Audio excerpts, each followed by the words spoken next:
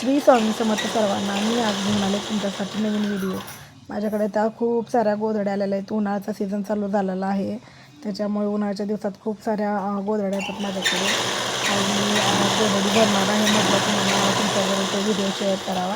हे बघा, या पद्धतीने मी 2 साड्या घेतलेल्या आहेत चांगल्या, त्याची पाल बनवून घेतलेले आहे. ही एक साडी आहे, तिला बरोबरमधून स्टिच मारून या पद्धतीने या साडीचं मी पाल करून घेतलेलं आहे. आणि दुसरीसुद्धा साडी आहे, तुम्हाला दाखवते. त्या साडीचं सुद्धा याच पद्धतीने पाल बनवून घेणार आहे. म्हणजे या साड्या नवीन आहेत, वर खाली लावायला.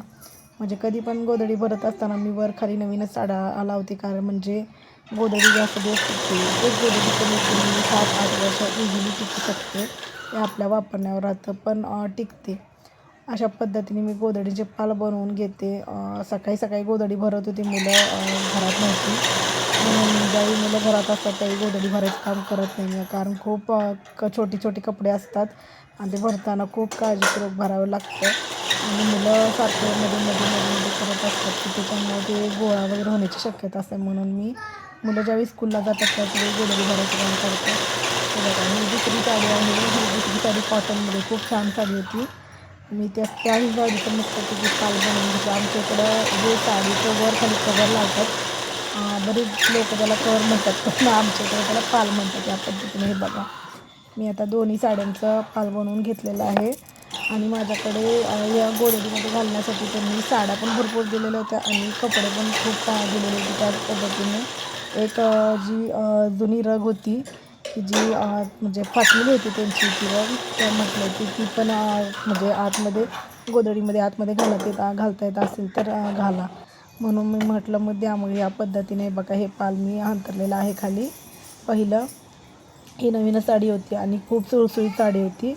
मग या पद्धतीने अंथरून त्याच्यावरती या पद्धतीने साड्यांचे एक थर मी अशा पद्धतीने अंथरून घेतला आहे. हे बघा, दोन्ही साईडला समान ज्यावेळी आपण गोधडी भरतो ना त्यावेळी सगळी कपडे व्यवस्थित समान पद्धतीने बसली पाहिजेत. आपण हाताने सगळे जिथं गोळा होते हाताने आपण सरकून व्यवस्थित करून घ्यायचं, म्हणजे ते ज्यावेळी आपण गोधडी भरतो ना त्यावेळी ते गोळा होत नाही, शिवताना पण ते एकत्र येत नाहीत. त्याच्यामुळे या पद्धतीने आपण नेहमी गोधडी भरावी. जर माझ्या व्हिडिओतून तुम्हाला जर काही जर शिकायला भेटत असेल तर प्लीज माझ्या व्हिडिओला लाईक करत जावा, शेअर करत जावा आणि सबस्क्राईबसुद्धा करत जावा. सबस्क्राईब करायला काही पैसे लागत नाहीत. आणि प्लीज ज्यावेळी एखादा नवीन क्रिएटर नवीन व्हिडिओ तयार करत असतो तर तुमच्या लाईकची, शेअरची, सबस्क्राईबची त्या क्रिएटरला खरंच गरज असते, कारण तो एक सबस्क्रायबर किंवा एक लाईक त्या क्रिएटरचा अजून आत्मविश्वास वाढवत असते. त्याच्यामुळे प्लीज लाईक करत जावा, शेअर पण करत जावा आणि सबस्क्राईबसुद्धा करत जावा. हे बघा, या पद्धतीने मी गोधडीच्या ज्या साड्या आहेत अंथरून घेणार आहे.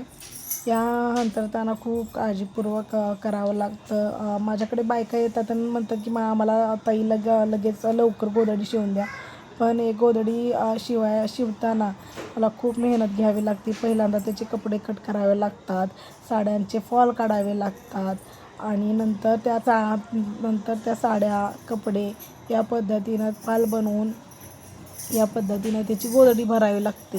किमान 2 ते 3 दिवस फक्त गोधडी भरण्यातच माझे जातात.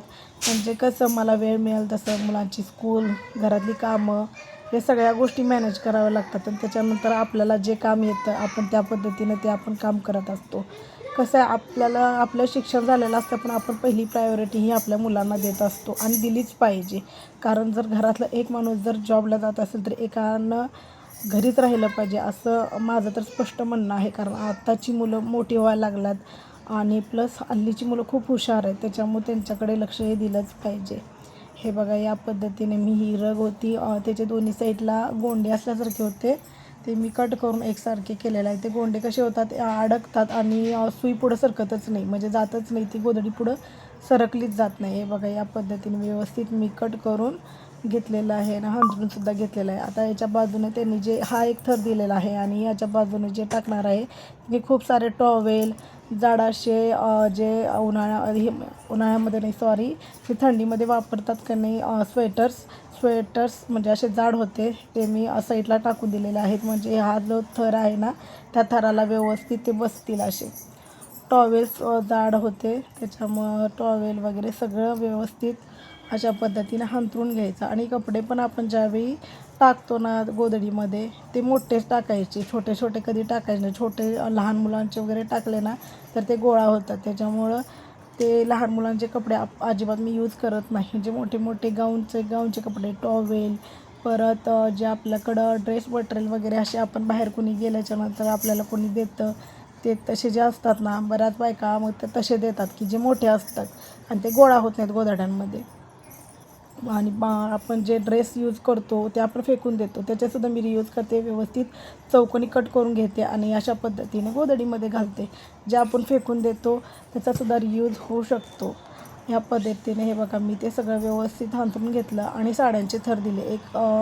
जवळजवळ 5 ते 6 साड्या मी याच्यामध्ये घातलेल्या आहेत. त्यांना थोडीशी जाडच गोधडी हवी होती, त्याच्यामुळे जाडच गोधडी केलेली आहे. कसं आहे, जास्त पातळ केली ना आपण ज्यावेळी गोधडी अंतरतो ना त्यावेळी ती त्याच्यावरती झोपलं ना ती गोधडी पूर्ण गोळा होते. आणि त्याच्या अपोजिट ज्यावेळी आपण जाड गोधडी करतो ना, एक गोधडी टाकू दे पण ती अजिबात हालतसुद्धा नाही आणि जास्त दिवस टिकतेसुद्धा. पातळ गोधडी असते. बऱ्याच बायका माझ्याकडून उन्हाळ्याच्या दिवसांसाठी 2, 3 किंवा 4 साड्यांच्या गोधड्या अशा शिवून घेऊन जातात की जेणेकरून उन्हाळ्याच्या दिवसामध्ये ती यूज करतात. एकदम पातळ असतात त्या गोधड्या की म्हणजे उन्हाळ्याच्या दिवसात गरम होत नाही आणि साड्या उन्हाळ्याच्या दिवसात अशा गार पडतात आणि त्याच्यामुळे ते अंगावरती घ्यायला खूप कम्फर्टेबल वाटतं आणि छान वाटतं. आणि आपण काही साड्या बऱ्याच बायका आता हल्ली वापरत नाहीत, ड्रेसच घालतात.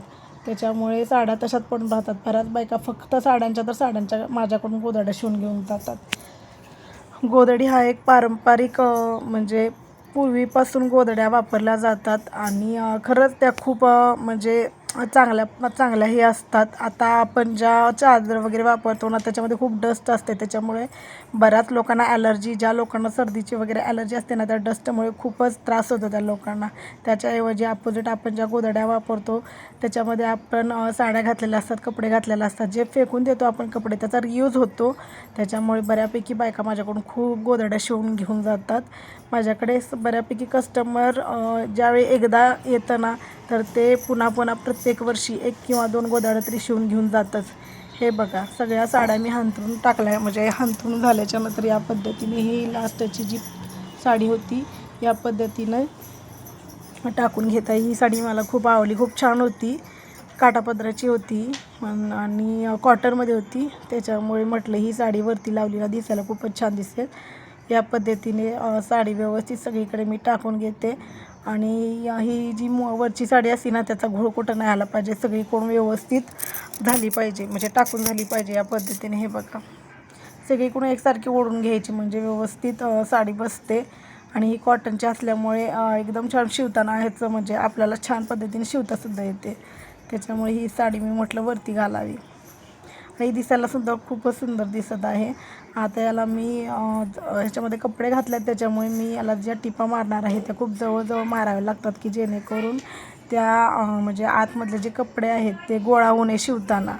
बऱ्यापैकी जर कपडे असे म्हणजे सुळसुळीत जे कपडे असतात ना ते शक्यतो गोळा होतात आणि जे कॉटनचे असतात ना ते चिकटून राहतात की जेणेकरून ते अजिबात हालतच नाही. म्हणजे सुळसुळीत एखादा जर कपडा असला ना तर त्याचा खूप प्रॉब्लेम होतो. साडीचासुद्धा खूप प्रॉब्लेम होतो, आतल्यात गुंडाळलं जातं आणि एका ठिकाणी जड होतं, एका ठिकाणी म्हणजे पातळ होतं. मग ते बरोबर वाटत नाही. आणि ज्यावेळी मी शिवते ना त्यावेळीसुद्धा मला ते जाणवतं की एका ठिकाणी कमी झालं आहे, एका ठिकाणी बाबा पातळ झालं आहे, एका ठिकाणी जाड झालं आहे, असं ते जाणवतं. मग मी त्यावेळी काय करते, अजून गोधडी जी भरलेली असते माझ्यामुळं गिऱ्हाईकाला काही त्रास होऊ नये म्हणून मी जर भरलेली गोधडीत जर काय मला प्रॉब्लेम वाटला तर मी डबल ती गोधडी काढते आणि डबल भरते. कारण जे आपण करतो, जे आपण पहिल्यांदाच करतो ना तिथंच जर प्रॉब्लेम झाला तर पुढं ते गोधडी ओके होत नाही. आपण जर एखाद्याचे माझा एक नियम आहे की आपण ज्यावेळी एखाद्याचे पैसे घेतो तर ते आपण त्याचं जे काम करणार आहे ते पूर्णपणे प्रामाणिकपणानंच करायचं. ते पैसे कमी भेटू देत नाही तर जास्त भेटू देत, पण त्याच्यामध्ये आपण 100% बेस्ट हा द्यायचाच. हे प्रत्येक मला वाटते उद्योगाचा नियम आहे आणि तो मी एकदम काळजीपूर्वक निभावतेच. कारण तो आहे तर सगळ्या गोष्टी आपल्यामध्ये म्हणजे आपण त्या गोष्टी करू शकतो आणि एक विश्वास असतो की गिऱ्हाईकाचा आपल्यावरचा तो कायमस्वरूपी व्यवस्थित राहतो. त्याच्यामुळे ह्या गोष्टी मी छोट्या छोट्या असतात पण त्या गोष्टी खूपच मी म्हणजे निकटीने पाळतेच. हे बघा या पद्धतीने मी गोधडीला स्टिच मारून घेते की जेणेकरून खूप जवळजवळ मारते. ज्यावेळी कपडे असतात ना त्यावेळी खूप जवळजवळ मला खूप वेळ लागतो. जवळजवळ 1 तास जातो माझा गोधडीला टिपा मारण्यामध्ये. मोठा जो दोरा असतो, मोठा दोरा त्याने मी टिपा मारून घेते की जेणेकरून त्याच्यात आतील जी कपडे आहेत ते अजिबात म्हणजे हलणार नाहीत आणि गोळा होणार नाहीत आणि जेणेकरून मलाही सोयीस्कर पडतं. त्यामुळे हे बघा या पद्धतीने मी सगळीकडे टिपा मारून घेतलेल्या आहेत. आडव्यासुद्धा मारते आणि उभ्यासुद्धा मारते म्हणजे जेणेकरून आतली कपडे व्यवस्थित बसतील आणि मला शिवताना सुद्धा काही त्रास होणार नाही. जर माझे व्हिडिओ जर खरंच आवडत असतील तर प्लीज लाईक करत जावा, शेअर करत जावा आणि सबस्क्राईबसुद्धा करत जावा. असेच तुम्हाला नवीन नवीन व्हिडिओ तुम्हाला गोधडीशी निगडीत, ब्लाऊजशी निगडीत तसेच मी बऱ्याच गोष्टी करते. साडीला गोंडे लावणे, पिको फॉल करणे. तर तुम्हाला अशा विविध क्रिएटिव्ह गोष्टी बघायला आवडत असतील तर प्लीज माझ्या चॅनलला लाईक करा, शेअर करा आणि सबस्क्राईब करा. थँक्यू.